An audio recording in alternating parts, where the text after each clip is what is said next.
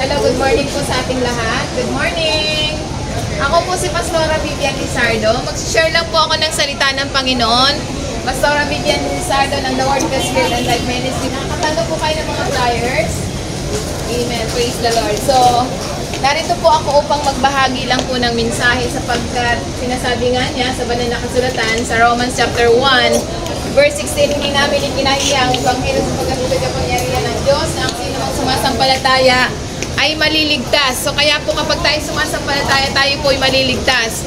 So ito yung magandang balita na mahal po tayo ng Panginoon. So dahil sa pagmamahal ng Panginoon, pinadala niya ang kanyang bunso na anak ng Panginoon sa Kristo na ang sino mang sumasampalataya ay maliligtas. Sapagkat sinasabi niya sa John 3 verse 16, For God so loved the world that He gave His only begotten Son, whatsoever believe in Him should not perish but have everlasting life. So dahil sa pagmamahal ng Panginoon, hindi niya kayang tiisin na yung kanyang mga anak ay nahihirapan. Sapagkat dito sa sanlibutan, meron po tayong kaaway. Sino ba yung ating kaaway? Na sinasabi sa John 10:10 na ang magnanakaw ay pumapatay at magnakaw na si Satanas. Ngunit sa pamamagitan ng Panginoon Kristo, siya ay pinadala rito sa sanlibutan upang tayo iligtas. Iligtas tayo sa mga sakit, kahirapan, at sa mga problema na kinakaharap ng sanlibutan. So kaya narito lang po ako para ibahagi ang kaligtasan ng Panginoon sapagkat sinasabi niya sa banal na kasulatan sa Romans chapter 10 verse 9, kung ipapahayag natin sa ating mga bibig na ang Panginoon Kristo ay namatay at muling nabuhay, tayo maliligtas. So kapag po tayo na sumasampalataya, maliligtas po tayo dahil sa ating pananampalataya. At gusto ng Panginoon na hindi tayo magdurusa sa mga hamon dito sa sanlibutan. Kaya kapag po tayo nagtiwala, hindi na tayo ang magdadala. Sapagkat sinasabi nga niya sa banal na kasulatan sa Mateo 11 verse 28 to 30 na kung tayo'y nabibigat ang lubha sa ating mga pasanin, ibigay natin sa Panginoon. So lahat ng nahihirapan, napapagahal sa kanila mga pasanin, inaanyayahan tayo ng Panginoon na ibigay natin sa Kanya sapagkat magaan ang Kanyang pamatok at ang Kanyang salita ay magaan para tayo tulungan. So tayo po ba'y naniniwala? Naniniwala po ba tayo? Mayroon po bang nakikinig dito? Mayroon po ba mga anak ng Diyos dito? Wala po mga anak ng Diyos? Mayroon po. So kapag po pa tayo anak ng Diyos, tayo po ay makikipag-usap po tayo sa Panginoon.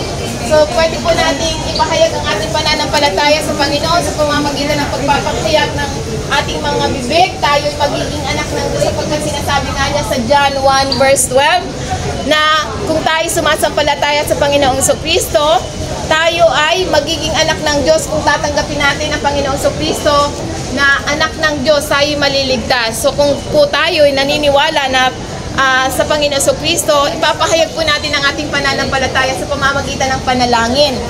So okay lang po ba manalangin tayo?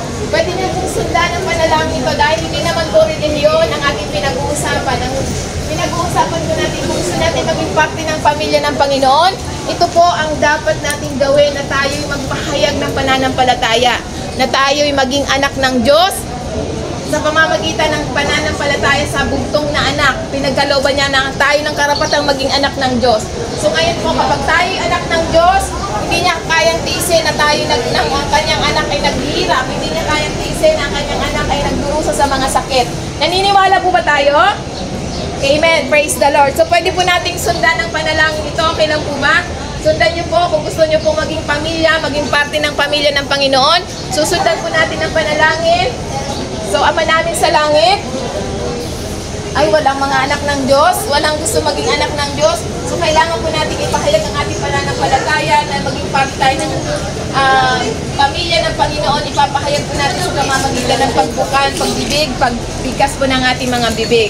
Susundan lang po natin ang panalangin ito.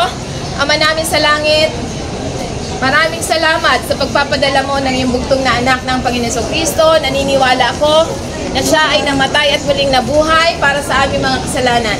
Panginoon Jesus, kailangan kita, patawarin mo ako sa aking mga nagawang kasalanan sa isip, sa salita at sa gawa. Sinasadya man ito, hindi sinasadya.